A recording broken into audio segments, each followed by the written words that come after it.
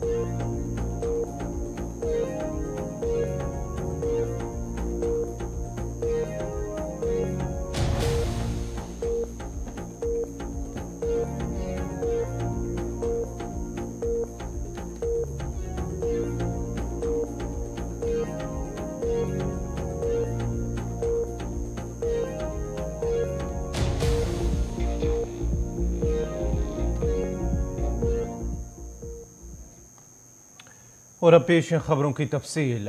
दफा 370 मामले पर अदालत उज़्मा में समाअत जारी है। सुप्रीम कोर्ट में जम्मू कश्मीर से मुतल्लिक आर्टिकल 370 की मनसूखी को चैलेंज करने वाली अर्जियों पर यौमिया बुनियाद पर समाअत जारी है और आज 13वें रोज समाअत जारी है। Chief justice D Y Chandrachud की सरबराही में 5 जजों की आईनी बेंच इस मामले की समाअत कर रही है। बेंच में justice Sanjay Kishan Kaul, justice Sanjiv Khanna, justice B R Gavai और जस्टिस सूर्यकांत भी शामिल है। इससे कबल 2 अगस्त को जम्मू कश्मीर में आर्टिकल 370 की मनसूखी को लेकर समाअत शुरू हुई थी। अदालत उज़्मा में आज की समाअत के दौरान सॉलिसिटर जनरल तुषार मेहता ने बेंच के सामने कहा कि यूटी एक आर्जी है और इसके मुकम्मल रियासत बनने के लिए पेशरफ्त हो रही है। यूटी एक मुकम्मल रियासत बनाने के मकसद से मरकजी स्कीम के अलावा दीगर सरमायाकारी की तजावीज़ 78,000 करोड़ और अब तक असल सरमायाकारी 2,153 करोड़ हो चुकी है। सॉलिसिटर जनरल ने मजीद कहा कि वो मुकम्मल रियासत का दर्जा देने के लिए सही वक्त बताने से कासिर है, लेकिन यूनियन टेरिटरी सिर्फ एक आर्जी रुझान है। सिर्फ जनवरी 2022 में 1.8 करोड़ सयाह आए हैं और 2023 में 1 करोड़ सयाह आए हैं। ये वो इकदामात हैं जो मरकज की तरफ से उठाए जा रहे हैं। मरकज सिर्फ उस वक्त तक ये कदम उठा सकता है जब तक ये यूटी नहीं है। मरकज इंतखाबात के लिए तैयार है, लेकिन रियासत और यूनियन के इलेक्शन कमीशन को ये फैसला करना है कि इसे कब कराना है और पंचायत इंतखाबात किस सतह पर पहले कराए जाए। It should have been like any other states. The central sector scheme investment is 28,400 crore. The investment proposals from other than central schemes is 78,000 crores. And till date, the actual investment made is 2,153 crores. Your Lordship did not write. I'll write it down and, my Lord, and give it to Your Lordships.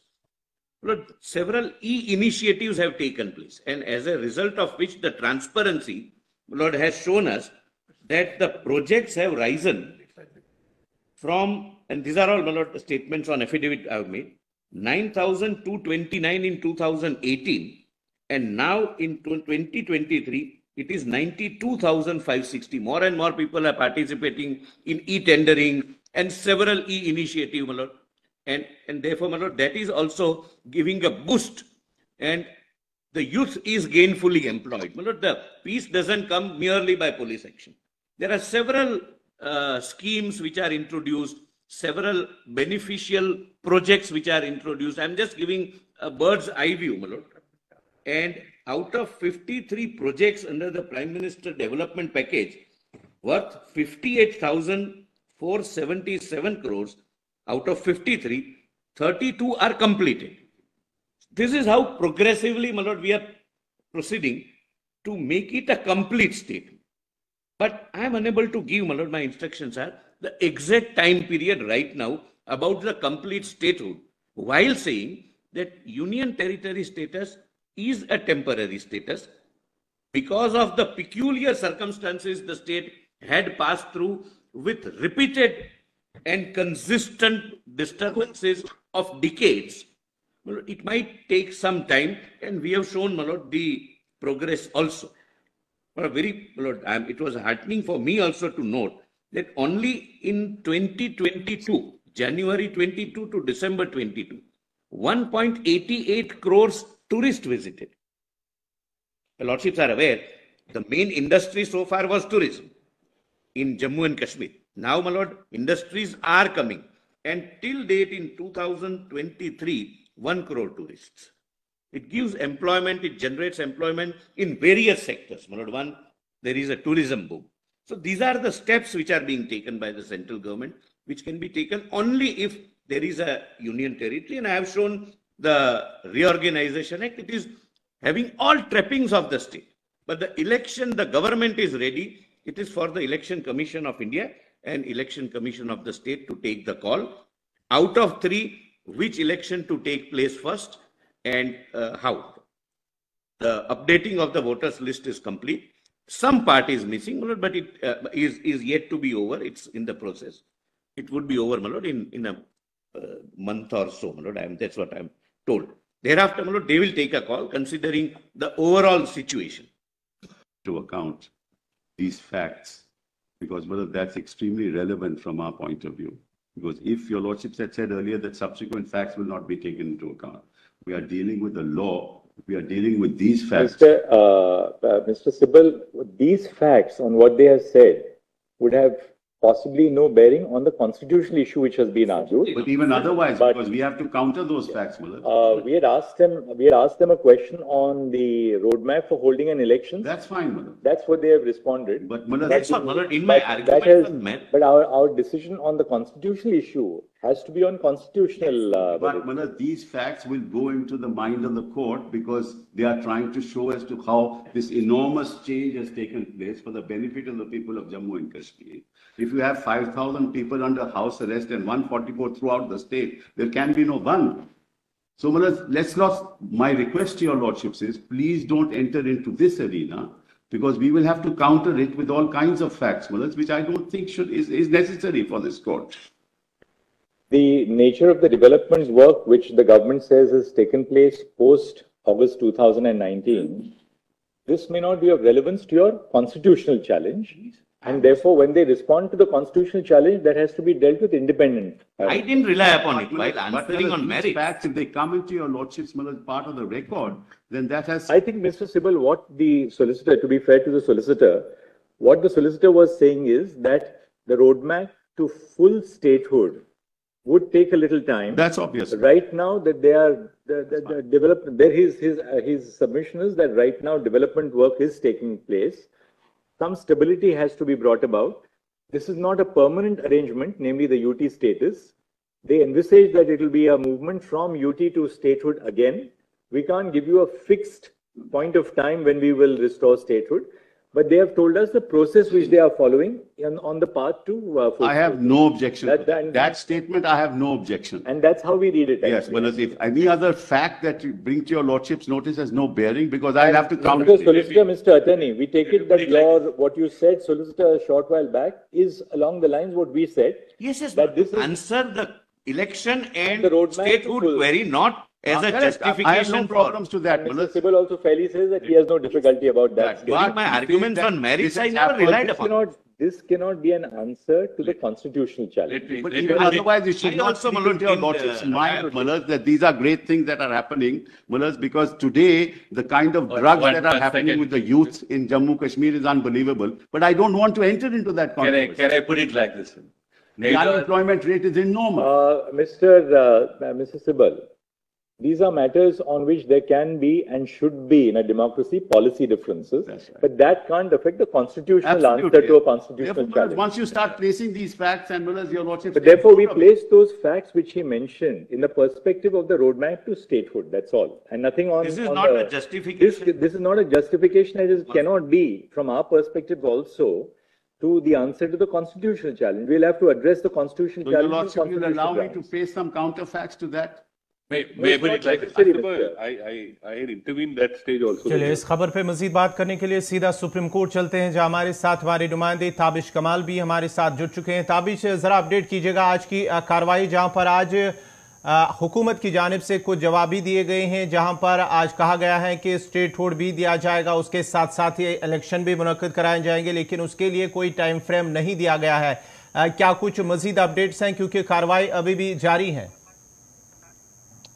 बिल्कुल गौहर, देखिए मैं आपको बता दूं, कार्रवाई जारी है और आज कहा गया, जो उम्मीद हमें लगाई जा रही थी कि शायद आज टाइम फ्रेम, डेट फ्रेम कुछ दिया जा सकता है, ऐसा कुछ भी नहीं हुआ। हम शुरू से ही उम्मीद कर रहे थे कि आज सुप्रीम कोर्ट में सरकार की तरफ से बताया जा सकता है कि स्टेट कब वापस मिलेगा, कब इलेक्शन होंगे, रोड मैप क्या है। वही जो पुरानी चीजें लगातार हम करते हैं, ये जो सुनते आए हैं बीजेपी की तरफ से, वही चीजें आज हमें कोर्ट में सुनने के लिए मिली है। हालांकि कपिल सिब्बल का आर्गुमेंट बहुत बेहतर लगा इस वक्त, लेकिन मेरे साथ में Murtuza Ahmed Khan, senior advocate, former MLC भी हैं, उनसे भी बातचीत कर लेते हैं। आज आप लोग अंदर थे, वही सवाल वही जवाब, मतलब कुछ नया लगा आपको कि कुछ नया हुआ? नहीं, आपने खुद ही जो कह दिया वही सच भी है। हम भी एक्सपेक्ट कर रहे थे, जिस तरीके से परसों जिस वक्त कोर्ट क्लोजिंग की तरफ था तो जो इश्यूज रेज हुए थे तो उसमें एक्सपेक्टेशन ये थी, बल्कि चीफ जस्टिस साहब ने ये ऑब्जर्व किया था, एक्सपेक्ट किया था कि सॉलिसिटर जनरल तुषार मेहता साहब आज के रोज किसी एक कंक्रीट टाइमलाइन के साथ आएंगे कोर्ट में, और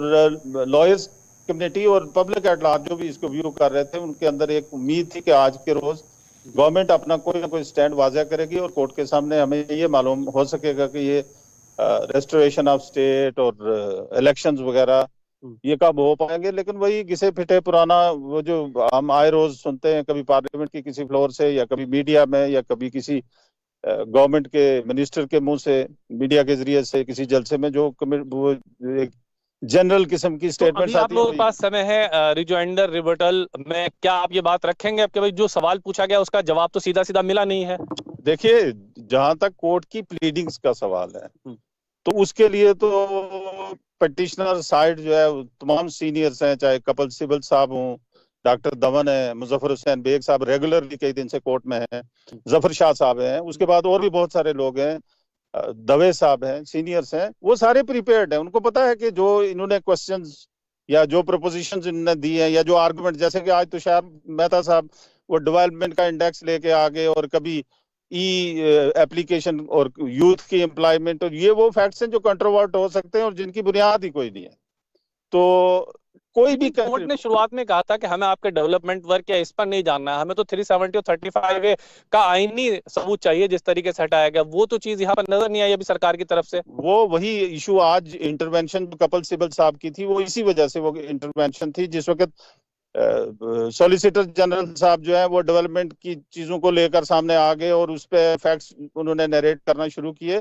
तो उस वक्त इंटरवीन करके कपिल सिब्बल साहब ने रिमाइंड किया कोर्ट को कि ये वो एरिया है जिसमें कोर्ट को नहीं दाखिल होना चाहिए, क्योंकि ये केस के असल इश्यूज के साथ किसी तौर से भी रेलिवेंट नहीं है। तो फिर सिचुएशन यहाँ तक आ गई कि ऑनरेबल चीफ जस्टिस साहब को ये ऑब्जर्व करना पड़ा कि जिस वक्त इस मुकदमे की सुनवाई शुरू हुई थी तब से लेकर आज तक ये बड़े कॉर्डियल माहौल में ये चल रहा था, लेकिन आज जिस तरीके से इंटरवेंशन और क्रॉस इंटरवेंशन हो रही है, और सिब्बल साहब ने जनरली कहा कि अगर गवर्नमेंट की तरफ से लॉयर्स नए फैक्ट्स और इररिलेवेंट फैक्ट्स को लेके कोर्ट के माइंड को प्रिजुडिस करने की कोशिश करेगी तो काउंटर फैक्ट्स जो है वो कोर्ट के सामने रखने जरूरी होंगे। तो इसी वजह से चीफ साहब ने उसमें इंटरवेंशन करके कहा कि ये हमारे पर्पस के लिए रेलेवेंट नहीं है, हमें कॉन्स्टिट्यूशनल इश्यूज को डिसाइड करना है और हम उसी तक स्टिक करके रहेंगे। एक बहुत अहम सवाल ये भी है, अब तो बीजेपी की तरफ से वर्जन आ गया है, बीजेपी को इंचार्ज आशीष सूद ये कह रहे हैं कि हम तो शुरुआत से इस बात तो कह रहे थे और वही चीज आज कोर्ट में हम लोग कह रहे हैं कि हम तो इलेक्शन के लिए पूरी तरह से तैयार हैं। तो अब आप लोग बताइए कि क्या जो सवाल बीजेपी बाहर कह रही थी वही कोर्ट में कह रही है, क्या इस पर आप लोग कुछ आगे कोर्ट के सामने तवज्जो में लेकर के आएंगे? देखिए, एक समझने की बात यह है कि इस मुल्क के अंदर डेमोक्रेटिक सेटअप में कॉन्स्टिट्यूशन हमारा यह प्रोवाइड करता है कि अगर किसी स्टेट के अंदर 356 को इन्वोक किया गया है और वहां पे गवर्नमेंट नहीं है तो इलेक्शन का प्रोसेस जो है वो दोबारा से चलाने के लिए एक मैक्सिमम लिमिट जो है वो 3 साल की दी गई है और उसके अंदर अंदर इलेक्शंस होते हैं। लेकिन जम्मू कश्मीर आज पहली बार नहीं बल्कि इससे पहले भी एक एक्सेप्शन के सामने तौर पे हमारे सामने रहा है, जहां 7-7 साल 6-6 साल, अब की बार भी कमोबेश 4 साल बल्कि उससे ज्यादा हो चुके हैं, इलेक्शन नहीं हुए। तो हम बीजेपी के लीडर्स की उन कमिटमेंट्स को कैसे दुरुस्त माने? अगर ताबिश, आपका बहुत बहुत शुक्रिया और सीनियर वकील मुर्तजा खान का भी बहुत बहुत शुक्रिया बात करने के लिए। आज हम जहां पर आज 13वें रोज भी सुप्रीम कोर्ट के अंदर दफा 370 पर समाअत इस वक्त भी जारी है, वहीं पर अब सॉलिसिटर जनरल की जानिब से जो बेंच है, आईनी बेंच, उसके सामने ये जवाब दिया गया है कि इलेक्शन भी होंगे, रियासत का दर्जा भी बहाल किया जाएगा, लेकिन अभी तक कोई डेडलाइन मुकर्रर नहीं की गई है। और साथ ही साथ जिस तरह से वुकला के साथ बात की हमने मुर्तजा खान के साथ, उनका मानना है कि जो पहले ही इस तरह हमें उम्मीद थी कि सरकार की जानिब से ये कहा जाएगा, लेकिन उसके बाद भी इसका जवाब भी जो आने वाले दिन होंगे, चाहे मंडे को या ट्यूसडे को, वो दिया जाएगा। जो वकील हैं जम्मू कश्मीर की जानिब से और उनकी जानिब से या कपिल सिब्बल की जानिब से आज भी आर्ग्यू किया गया इस मामले को लेकर, जहां पर कुछ मामला सामने रखेंगे। इस खबर पे बात करने के लिए हमारे साथ पीडीपी के तर्जुमान ताजीम डार भी हमारे साथ जुड़ चुके हैं। ताजीम, आज की जो कार्रवाई है अदालत उज़्मा के अंदर, आपका फर्स्ट रिएक्शन क्या है आज की इस कार्रवाई के दौरान? देखिए, जो गवर्नमेंट की तरफ से जो वहाँ पे कहा गया है, ये कोई नई बात तो वहाँ कह दी गई कि हम इसमें कोई रिएक्शन दें।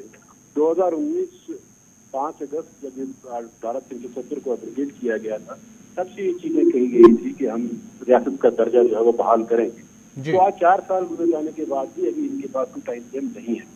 तो यहाँ से आप अंदाजा ये लगा सकते हैं कि कितनी नॉन सीरियसनेस है और कितना लोगों को, जम्मू कश्मीर के रहने वाले लोग हैं, उनके साथ कितनी नाइंसाफी हो रही है कि जो भी डेमोक्रेटिक सेटअप में जो चीजें जरूरी होती हैं उनको बहाल करने की तरफ कोई भी तवज्जो जो है वो नहीं दी जा रही है। तो यहाँ से ये क्लियर होता है कि गवर्नमेंट जो है वो सिंसियर नहीं है डेमोक्रेटिक सेटअप को बहाल रखने में। वो किसी ने डायरेक्टली और इनडायरेक्टली जम्मू कश्मीर को गवर्न करना चाहती है और उसका नतीजा ये है कि जितना ये यहाँ पे इनडायरेक्ट तरीके से गवर्न करेंगे, डेमोक्रेसी को पनपने नहीं देंगे, लोग उतने ही ज्यादा मुतनफर होते रहेंगे मरकजी हुकूमत के साथ और मरकज के ही पॉलिसीज के साथ। और जिस तरह से आप देख भी रहे हैं कि जम्मू में एहतजाजों का सिलसिला जारी है, जिस तरह से उसी तरह से लद्दाख में है, करगिल में है, जम्मू में है, कश्मीर में है। तो ये चीजें जितनी जल्दी हो सके जो डेमोक्रेटिक सेटअप में ये लोगों की नुमाइंदगी लोगों के हाथों में दी जाए और फैसला लोग अपने मुकद्दर का, अपने मामलात का फैसला खुद करें। कोई ब्यूरोक्रेसी से या ब्यूरोक्रेटिक सेटअप से कोई फैसले जो दिए जाते हैं वो पायदार नहीं रहते हैं, उनसे लोगों को किसी तरह से भी आप सेटिस्फाई नहीं कर सकते हैं। इसलिए जितनी जल्दी हो सकेगा जम्मू कश्मीर की भागदौड़ जम्मू कश्मीर के लोगों के हाथ में दी जाए। और जिस तरह ये क्लेम भी किया जाता है कि हाँ नॉर्मल सी है, सब ठीक है। अगर सब ठीक हो चुका है तो फिर देरी किस चीज की है? फिर टाइम फ्रेम फिक्स क्यों नहीं हो पा रहा है? फिर हर चीज को आप लटका के क्यों रख रहे हैं? इसलिए ये कोई चीजें नहीं है और ये जो है जम्मू कश्मीर के साथ सौतेला व्यवहार जो है ये किया जा रहा है और यहाँ के लोगों को खुदा जाने की चीज की सजा दी जा रही है। और यहाँ के लोग जो है वो जहनी तौर पर, जज्बाती तौर पर बहुत ज्यादा मफलूज हो चुके हैं जो पॉलिसीज हैं उसकी वजह से। तजीम साहब, जिस तरह से अब माना जाता है, जहां पर आज भी सुप्रीम कोर्ट के अंदर ये कहा गया कि इलेक्शन भी होंगे, रियासत का दर्जा भी, क्या आपका मानना है कि 2024 से पहले इंतखाबात होंगे, असेंबली इंतखाबात, या पहले यूएलबी या पंचायती इंतखाबात होंगे, उसके बाद ही जो असेंबली इंतखाबात है वो होंगे? देखिए, ये कोई आप हमें कोई स्पेशल चीज देने जा रही है। इलेक्शन तो होने चाहिए थे। ये तो 2019 लास्ट इलेक्शन 2014 में हुआ है जम्मू कश्मीर में। 2014 से लेकर आज 2023 है, कहाँ है इलेक्शन? आप यहाँ पे नाम निहार तरीके से जो बल्दियाती इलेक्शन करवा के या फिर आप पंचायतों के इलेक्शन करवा के ये साबित करना चाहते हैं कि ये नुमाइंदगी लोगों की हो पा रही है, वो नहीं है। ये इलेक्शन जो होते हैं छोटे इलेक्शन, ये लोगों के छोटे मोटे मामलात जमीनी सतह पे जो होते हैं उनके लिए होते हैं। लेकिन आप वसी तौर पर अगर सोचें कि लोगों की सही नुमाइंदगी है, जब तक यहाँ की असेंबली बरकरार नहीं आएगी सामने, तब तक आप कैसे लोगों को कह सकते हैं? आप लोगों की लीडरशिप, जो अवामी लीडरशिप है जम्मू कश्मीर की, सही मायने में जो तर्जुमानी करती है लोगों की, उसको आप साइडलाइन करके ये कहते हैं कि आप यहाँ के नया जो सिस्टम चलाना चाहते हैं। ऐसी चीजें नहीं चलती है डेमोक्रेटिक सेटअप में। आपको डेमोक्रेसी या इन फुलेस्ट फॉर्म देनी है। ये 50% डेमोक्रेसी कुछ नहीं होती कि हम आपको आधी दे रहे हैं, आधी से आपको महरूम रखा जाएगा। इसलिए डेमोक्रेसी पूरी तरह से जम्मू कश्मीर में पनपे। यहाँ पे इलेक्शन कोई हमारे लिए कोई स्पेशल ट्रीटमेंट नहीं होने जा रहा है। ये तो होने चाहिए थे, ये नहीं करवाए जा रहे हैं। इसलिए ये जो सुप्रीम कोर्ट में जो चीजें कही गई हैं आज, वो कोई नई चीजें नहीं कही गई हैं। उन्हीं को चीजों को तोड़ मोड़ के दोबारा से पेश किया जा रहा है। तो मुझे लगता है कि मरकजी हुकूमत को इसके ऊपर फौरी तौर पर सोचना चाहिए और लोगों तज़ीम डार, आपका बहुत बहुत शुक्रिया जुड़ने के लिए। इस वक्त हमारे साथ है डेमोक्रेटिक प्रोग्रेसिव आज़ाद पार्टी के तर्जुमान सलमान निज़ामी भी हमारे साथ जुड़ चुके हैं। निज़ामी साहब, आज की पहली रिएक्शन, जिस तरह से सुप्रीम कोर्ट के अंदर कुछ जवाब दिया गया है हुकूमत की जानिब से कि इलेक्शन भी होंगे, रियासत का दर्जा भी बहाल होगा और 2023 या 2022 के अंदर करोड़ों टूरिस्ट जम्मू कश्मीर आए हैं, क्या कुछ पहला रिएक्शन होगा आज की इस जहां पर कार्रवाई हुई है? देखिए, सबसे पहले जिस तरीके से कपिल सिब्बल साहब ने जम्मू कश्मीर की आवाम की वकालत सुप्रीम कोर्ट में की, वो काबिल तारीफ है। और दूसरी बात, जिस तरीके से सेंट्रल गवर्नमेंट आज जस्टिफाई नहीं कर रही है कि जिस तरीके से आर्टिकल 370 अनकॉन्स्टिट्यूशनल तरीके से हटाया गया, और ये बात जो है ये होम मिनिस्टर अमित शाह जी, उन्होंने पार्लियामेंट में भी कहा कि हम स्टेटहुड रिस्टोर करेंगे, इलेक्शन करवाएंगे, लेकिन ये सरकार सिर्फ बोलती है लेकिन करेगी कब, उसकी कोई खबर नहीं, उसका कोई पता नहीं। तो इसलिए जिस तरीके से नॉर्मलसी का दावा हुकूमत ने किया है, तो उससे साफ जाहिर होता है कि जो आर्टिकल 370 हटने के बाद भाजपा के नेताओं ने दावे किए थे कि जम्मू कश्मीर से मिलिटेंसी खत्म होगी, लेकिन पूरी तरीके से मिलिटेंसी खत्म नहीं हुई है। सिलेक्टिव किलिंग्स आपने देखी, माइग्रेंट लेबरर्स का कत्ल हुआ कश्मीर में, हाल ही में कई हादसे ऐसे हुए, तो वो दावे बेबुनियाद साबित हुए। न रोजगार मिल रहा है, न तरक्याती काम उस स्पीड से हो रहे हैं, जो पुराने काम थे उनको ही आगे बढ़ाया जा रहा है। तो इलेक्शन सबसे पहले जो है सरकार को करवाने चाहिए अगर नॉर्मलसी हुई है। ये दावे तो पहले से ही सरकार कर रही है कि हम करेंगे इलेक्शन, लेकिन ये तय नहीं कर पा रही है कि कब होंगे। अभी आप देखें, जब इलेक्शन का वक्त होता है तो उसमें मौसम बेहतर होना चाहिए। एक चीज यहाँ जानना चाहूंगा, सरकार कह रही है कि जम्मू कश्मीर के हालात बेहतर हैं, ठीक है, सब कुछ ठीक ठाक है, लेकिन सुप्रीम कोर्ट के अंदर यही कहा जा रहा है कि जब हालात ठीक होंगे तो उसके बाद ही इंतखाबात होंगे। नहीं, वही मैंने यही जिक्र किया कि अगर सरकार खुद कंफ्यूज है, उनका कोई स्टैंड नहीं है, अगर हालात ठीक है तो फिर इलेक्शन करवाइए ना, अनाउंस करवाइए। आप कह रहे हैं कि हम स्टेटहुड अभी नहीं बहाल कर सकते, तो फिर आपने दावा क्यों किया था कि जैसे ही नॉर्मलसी आएगी हम स्टेटहुड? दैट मीन्स कि सरकार कंफ्यूज है, जम्मू कश्मीर को हैंडल करने में वो फेल हो चुके हैं। अभी तक 3 सालों में 3 गवर्नर चेंज हुए हैं। पहले गवर्नर ने दावे किए थे हम रोजगार देंगे, ये काम किए, वो चले गए, दूसरे आए वो भी चले गए, अब तीसरे जो हैं वो एक्सपेरिमेंट कर रहे हैं। तो 3 सालों में आर्टिकल 370 के हटने के बाद सिर्फ एक्सपेरिमेंट्स हुए, लेकिन जो हकूक जम्मू कश्मीर की आवाम को हिंदुस्तान ने ही दिए थे वो हकूक छीने गए। आप आज कहते हैं हम पीओके को लाएंगे। गिलगित बल्तिस्तान की बात अगर करें तो उसमें पाकिस्तान ने उनको प्रोविंस का दर्जा दिया, हमारी स्टेट थी, हमें यूटी में लाया। तो अगर नॉर्मलसी है तो इलेक्शन क्यों नहीं? आप देखिए, मौसम जो है अब खराब होगा, सर्दियों का मौसम है, इसमें इलेक्शन तो नहीं हो सकते। अब आप कह रहे हैं कि पंचायत होंगे, वो भी कोई टाइम फ्रेम नहीं है, वो पंचायत इलेक्शन कब हो, उसके बाद म्युनिसिपलिटी। तो ये लंबा मुझे खींचने का मुझे लगता है एक साजिश के तहत बीजेपी जो है चाहती है कि किस तरीके से डेलिब्रेटली जम्मू कश्मीर की आवाम को परेशान किया जाए और उनके हकूक जो है वो हासिल करने से महरूम रखा जाए। जो हकूक, देखिए, अगर एक्सक्यूज है आपका नॉर्मलसी का, तो छत्तीसगढ़ में नक्सलवाद है, वहां भी तो इलेक्शन हुए हैं। मिलिटेंसी का मुकाबला पहली हुकूमतों ने भी किया। जब गुलाम नबी आजाद साहब चीफ मिनिस्टर थे, जम्मू सूबे में 0% मिलिटेंसी आजाद साहब के दौरे हुकूमत में हुई। तो वो एक्सक्यूज आप नहीं कर सकते कि भाई मिलिटेंसी है। चलिए, बहुत बहुत शुक्रिया सलमान निज़ामी आपका। ये थे डेमोक्रेटिक प्रोग्रेसिव आज़ाद पार्टी के तर्जुमान सलमान निज़ामी। अब जरा नेशनल कॉन्फ्रेंस के तर्जुमान इमरान नबी डार भी हमारे साथ जुड़ चुके हैं। इमरान नबी डार का पहला रिएक्शन नेशनल कॉन्फ्रेंस का क्या कुछ होगा आज, जिस तरह से हुकूमत की जानिब से सॉलिसिटर जनरल तुषार मेहता की जानिब से सुप्रीम कोर्ट के अंदर आईनी बेंच से कहा गया है कि रियासत का दर्जा भी बहाल होगा, इंतखाबात भी होंगे, लेकिन उसके लिए जो इलेक्शन कमीशन है वो फैसला करेगी, उसके साथ साथ ही रियासती इलेक्शन कमीशन है वो भी फैसला करेगी। हालात भी ठीक है, करोड़ों सयाह जम्मू कश्मीर के अंदर इस बार आए हैं, खासकर वादी कश्मीर। आपका नेशनल कॉन्फ्रेंस का पहला रद्दअमल क्या होगा? देखिए, सबसे पहले जो यहाँ पर थोड़ा कंफ्यूजन क्रिएट करने की कोशिश की जा रही है। जो हमारा पिटीशन है वो क्लियरली बोलता है कि स्ट्राइक डाउन होना चाहिए। हमने पिटीशन जो सुप्रीम कोर्ट में डाला है that is against the decisions of August 5, 2019। जो हमने क्लियरली बोला है ये अनकॉन्स्टिट्यूशनल है और हमारा जो सुप्रीम कोर्ट में जो हमारी अर्जी है that is for restoration of August 4 position. हमने सुप्रीम कोर्ट को अप्रोच नहीं किया फॉर कंडक्शन ऑफ इलेक्शन, जबकि हालांकि हमने हमेशा ये बोला है कि यहाँ पे रिस्टोरेशन ऑफ डेमोक्रेटिक सिस्टम बहुत जरूरी है, that we have been saying, but we have not approach supreme court for elections only. वो गवर्नमेंट का एक प्रेरोगेटिव है। जो एसजी ने, सॉलिसिटर जनरल ने जो स्टेटमेंट दिया है, मुझे लगता है कि इसका मकसद है कंफ्यूजन क्रिएट करने का, और जो मेन इशू है उससे मतलब लोगों की सोच उससे दूर करने का। मेन इशू क्या है कि August 5 का जो डिसीजन था वो अनकॉन्स्टिट्यूशनल था, और हमने उसके खिलाफ ही we went to the supreme court against that decision only.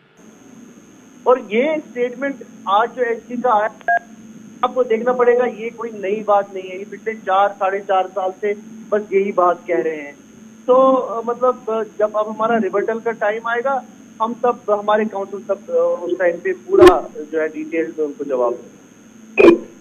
चलिए, बहुत बहुत शुक्रिया बात करने के लिए। ये थी नेशनल कॉन्फ्रेंस के तर्जमान इमरान नबी डार, जिनका मानना है कि गुज़िश्ता 4 सालों के दौरान भी सरकार यही दावे कर रहे हैं कि एक तरफ कह रहे हैं कि हालात ठीक हैं, तो दूसरी तरफ सुप्रीम कोर्ट के अंदर कहा जा रहा है कि जब हालात ठीक होंगे तो जम्मू कश्मीर में असेंबली इंतखाबात भी होंगे, ULB पंचायती सभी इलेक्शन होंगे, उसके साथ साथ ही रियासत का दर्जा भी बहाल होगा। लेकिन आज जिस तरह से सॉलिसिटर जनरल की जानिब से कहा गया है कि रियासत का दर्जा बहाल होगा, इंतखाबात होंगे, लेकिन उसके लिए कोई टाइम फ्रेम या कोई डेडलाइन मुकर्रर नहीं की गई है। ये जो हिज़्बी इख्तिलाफ की जमातें हैं उनकी जानिब से कई खदशात और सवाल भी उठाए गए हैं। अब जरा इस खबर पे हमारे साथ हैं भारतीय जनता पार्टी के तर्जुमान अल्ताफ ठाकुर भी हमारे साथ जुड़ चुके हैं। अल्ताफ साहब, जिस तरह से सुप्रीम कोर्ट के अंदर आज सॉलिसिटर जनरल की जानिब से जो जवाब दिया गया है, आपका रिएक्शन क्या कुछ रहेगा आज की समाअत की कार्रवाई की जो आज समाअत हुई है? देखिए, मैं आउट ऑफ कहीं हूँ तो सॉलिसिटर जनरल की रिएक्शन है। अगर एक बार आप मुझे बताएंगे, मैंने सुना ही नहीं क्या उन्होंने बोला है। सॉलिसिटर जनरल की जानिब से जवाब दिया गया कि इलेक्शन भी होंगे, रियासत का दर्जा भी बहाल होगा, और इसका फैसला जो है वो इलेक्शन कमीशन ऑफ इंडिया करेगा। उसके साथ साथ ही रियासती इलेक्शन कमीशन वो भी फैसला करेगा। हालात का जिक्र उन्होंने किया कि हालात ठीक होने के बाद ही ये सब होगा। कहीं ना कहीं जो दो बयान सामने आते हैं, पहले भारतीय जनता पार्टी का मानना है कि जम्मू कश्मीर के हालात बिल्कुल नॉर्मल है, ठीक है, सब कुछ ठीक ठाक है, लेकिन सुप्रीम कोर्ट के अंदर यह कहा जा रहा है कि हालात ठीक होंगे, उसके बाद इलेक्शन होंगे। लेकिन आज जो कहा गया है कि रियासत का दर्जा भी बहाल होगा, इंतखाबात भी होंगे, और करोड़ों टूरिस्ट जो जम्मू कश्मीर के अंदर आए हैं। देखिए, सबसे पहली बात है कि जहां तक इलेक्शन का ताल्लुक है, इलेक्शन कमीशन ऑफ इंडिया को कराना ऑटोनमस बॉडी है, कब कराना है, कैसे कराना, ये उनका प्रेरोगेटिव है, और भारतीय जनता पार्टी का इसके साथ कुछ लेना है। और जहां तक भारतीय जनता पार्टी का ताल्लुक है, भारतीय जनता पार्टी हमेशा इलेक्शन के लिए तैयार है, क्योंकि अगर आप 2014 का उठाकर देखेंगे और उसके बाद जो DDC इलेक्शन हुई है, तो भारतीय जनता पार्टी सबसे सिंगल लार्जेस्ट पार्टी बन के उभरी और सबसे ज्यादा बड़ा वोट शेयर जो लिया है। और जो हमारा टारगेट है, वो टारगेट है 50 पार। हम चाहते हैं कल ही ये इलेक्शन आ जाए और लोग निकले, वोट डाले, और जो 50 पार का नारा हमने जो दिया है, हमें यकीन है वो कंप्लीट होगा। जिस तरह से हमने पिछले 9 साल में गवर्नमेंट की, जो हमने यहाँ स्कीमें मोदी जी ने उस स्कीमें राइज की, जिस तरह से यहाँ लोगों को राहत हड़तालों से, स्टोन कल्टिंग से, गोलियों से, बमों से, धमाकों से, और आज आप देखिए रात के 1-1 बजे तक दुकानें खुली रहती है और लाल चौक में आना जाना रहता है। और सबसे बड़ी अचीवमेंट देखिए, जहां G20 समिट होना, अगर कोई क्लर्क भी फॉरेन कंट्री से आता तो यहाँ हड़ताल होती थी, न वो गिलानी की कार रही, न वो यासीन मलिक रहा। ठाकुर साहब, यहाँ पे रोकना चाहूंगा, क्योंकि अपोजिशन की जानिब से इसी पे सवाल उठाए जा रहे हैं। जहां सरकार का मानना है कि हालात ठीक है, लेकिन अदालत के अंदर, सुप्रीम कोर्ट के अंदर ये कहा जा रहा है कि हालात जब ठीक होंगे इलेक्शन होंगे, तो इसका मतलब है कि हालात ठीक नहीं है। ये अपोजिशन का भी सवाल वहीं पर उठा रहे हैं, और जिस तरह से आज कहा गया है, उनका मानना है कि ये गुमराहकुन बयान है अवाम को गुमराह करने के लिए, क्योंकि मामला 370 का है। लेकिन इस तरह से ये कहना कि पहले हालात ठीक हैं, उसके बाद अदालत के अंदर कहना कि हालात ठीक नहीं है, हालात ठीक होंगे तो इलेक्शन होंगे। देखिए, जहां तक हालात ठीक होने का जो आपने क्वेश्चन किया है, इसका सबसे बेहतरीन जवाब अगर कोई दे सकता है तो वो जनाब उमर अब्दुल्ला दे सकता है, जो पहली बार 33 साल में 1 किलोमीटर चल के ऑफिस चले गए। वो इलेक्शन कमीशन ऑफ इंडिया को लिख सकता है कि कितने हालात यहाँ ठीक है। नंबर 2, जहां तक आप बात कर रहे हैं 370 की, देखिए हर एक की जो राय है वो बड़ी अहमियत भी रखती है और हर एक राय का एहतराम भी करना है, और हर एक राय का एहतराम करते हुए जी जहां सुप्रीम कोर्ट ऑफ इंडिया सब उसका रेस्पेक्ट करे और उस फैसले का इंतजार करते हैं, लेकिन अब कुछ पॉलिटिकल पार्टीज इशू को डाइवर्ट कर रहे हैं, क्योंकि जो हेयरिंग्स आज सुप्रीम कोर्ट में चल रही है, जिस तरह से सॉलिसिटर जनरल ने भी स्टेटमेंट दी, और जो हेयरिंग्स के हिसाब से चलता है, मुझे लगता है ये पॉलिटिकल पार्टियां अब समझ चुकी है कि आगे क्या होने वाला है, इसलिए उन्होंने स्टेटहुड का जो क्वेश्चन है वो उठा दिया ताकि लोगों का अटेंशन डाइवर्ट किया। और जहां तक स्टेटहुड का ताल्लुक है, देश के गृह मंत्री ऑन द फ्लोर कहते हैं कि मौजून वक्त पे स्टेटहुड वापस दिया जाएगा, ये एक हकीकत है, और वैसी ही हकीकत है जैसे 370 से ज्यादा एमपीज ने 370 को ऑन द फ्लोर एब्रोगेट किया है। और जहां तक इलेक्शन का ताल्लुक है, देखिए इलेक्शन के लिए भारतीय जनता पार्टी हमेशा तैयार थी, और हम चाहते हैं आज ही अनाउंसमेंट हो और हम इलेक्शन करेंगे, लेकिन भारतीय जनता पार्टी की पॉलिसी स्ट्रेट थी, हमारा एजेंडा था देश की एकता और देश की अखंडता के लिए 370 हटाना, हमने करके दिखाया। हम दोगली पॉलिसी नहीं निभाते हैं, भारतीय जनता पार्टी का एजेंडा। लेकिन चलिए, बहुत बहुत शुक्रिया अल्ताफ ठाकुर साहब आपका। ये थे भारतीय जनता पार्टी के तर्जुमान, जिनका मानना है कि हालात भी ठीक है, और साथ ही साथ उन्होंने कहा है कि जिस तरह से वजीर दाखिला ने ऐवान के अंदर कहा है कि जब हालात मौजू वक्त पे ही स्टेटहुड भी दिया जाएगा और उसके साथ साथ भी इंतखाबात भी होंगे, लेकिन इंतखाबात का फैसला जो है वो इलेक्शन कमीशन ऑफ इंडिया को करना ही होगा। नाजरीन, इसी के साथ ही उर्दू खबरनामा इख्तिताम पजीर हुआ चाहता है। अपने मेजबान गौहर कुछे को इजाजत दीजिए। अल्लाह हाफिज।